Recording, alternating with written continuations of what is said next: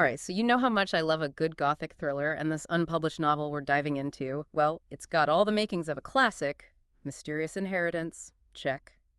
Creepy old manor, oh you bet. And a young woman uncovering family secrets that are way more terrifying than any ghost story. Yeah, we're going there.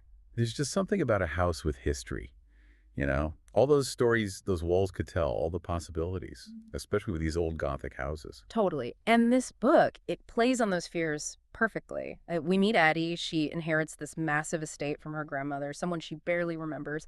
And right off the bat, the author nails this vivid, almost suffocating atmosphere.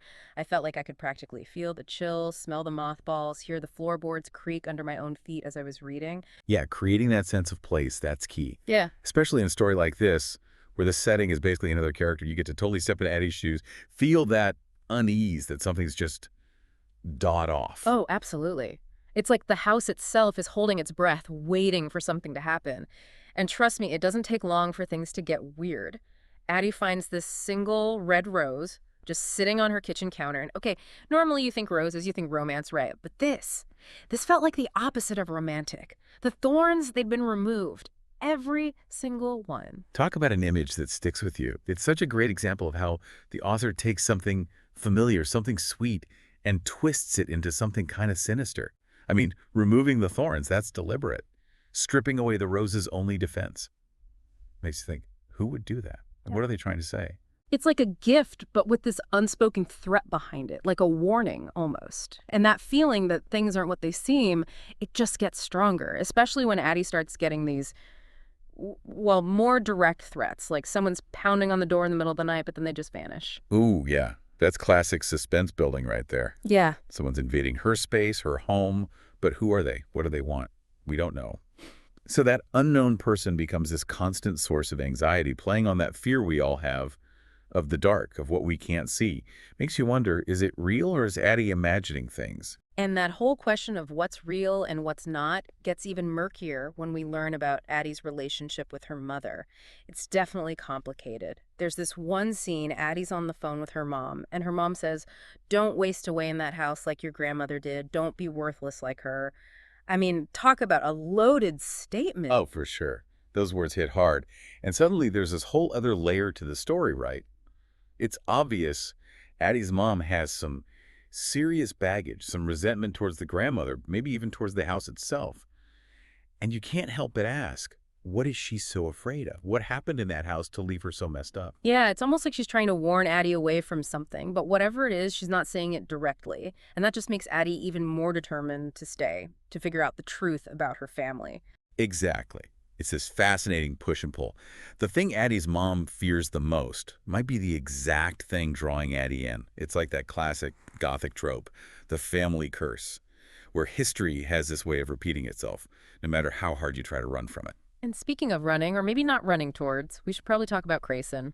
Enter the charming, handsome contractor hired to help Addie with renovations. But something tells me there's more to him than meets the eye. Ah, yes, Grayson. He's got that classic bad boy vibe, doesn't he? The one who's totally charming and handsome, but also sets off alarm bells like crazy. He's there. He's even alluring in a way, but emotionally, he's a bit of a blank slate. And he's definitely dismissive of Addie's worries about all the weird stuff happening in the house. There's this moment right after the pounding on the door incident. Addie's obviously shaken up, and Grayson basically tells her to get over it.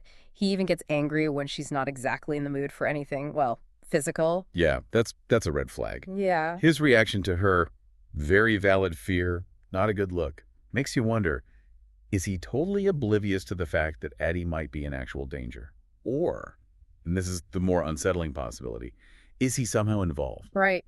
And we're just getting started. This is only the first few chapters. So we were talking about this creepy manor, the family secrets, and this Grayson guy who might be bad news. But just when you think you're starting to get a handle on things, bam, the author throws in this whole other storyline. And it totally changes the game, you know? Yeah. We've been right there with Addie this whole time, seeing things from her point of view.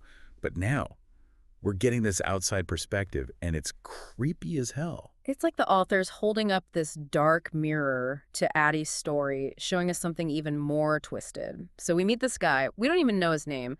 All we get is this description. He's got heterochromia. One eye is like this bottomless black pit.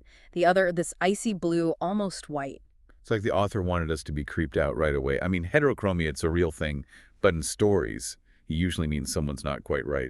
Dangerous, even. Right, like a warning sign flashing in neon. And then we get these snippets of his thoughts. And let me tell you, it's not pretty. He keeps calling Addie his little mouse, talking about how he's going to trap her. It's scary how obsessed he is with her. He's using this really predatory language. It's all about control, you know. And it's extra disturbing because Addie, in her own story, she seemed kind of strong, in control. But now, she's just this target. He doesn't even see her as a person, just something he wants to own. It makes you rethink everything. Is there actually some external threat, like a ghost or that intruder? Or is the real danger way closer? Could it be Grayson? With his anger issues and how he blows off Addie's worries? Or is it someone else entirely? This new guy just throws everything up Yeah, in the air. totally. It's like all the rules just change. Suddenly, the stakes are way higher. Yeah. It makes you realize that sometimes the scariest monsters aren't the ones hiding in the shadows. It's the ones who look just like everyone else, right? Hidden in plain sight. God, that's chilling. It's easy to think of danger as something, I don't know, out there, like in the dark or something. But when you realize it could be the person next to you, that's terrifying. Exactly. And that's what makes Gothic stories so effective. They blur the lines between real and imagined, outside threats, and the stuff we carry around inside us. You know, you mentioned stuff inside us. We're starting to see that with Addie, too. She didn't just inherit a house from her grandmother. She inherited all this baggage, family secrets, these messed up relationships, especially with her mother. Oh, yeah. Family drama, those old wounds that never quite heal, they're like the backbone of Gothic literature. The past has a way of reaching out and grabbing you, even if you don't see it coming.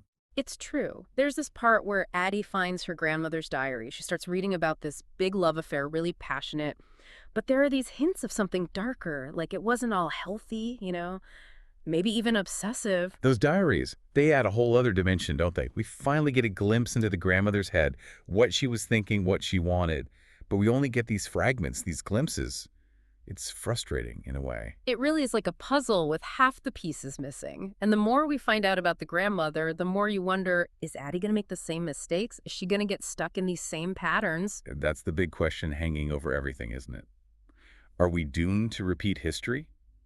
Or can Addie break free, make her own choices? So before the break, we were talking about Addie maybe being drawn to repeat her grandmother's mistakes. And I gotta know, with a title like The Wanderer, it feels kind of simple. Yeah.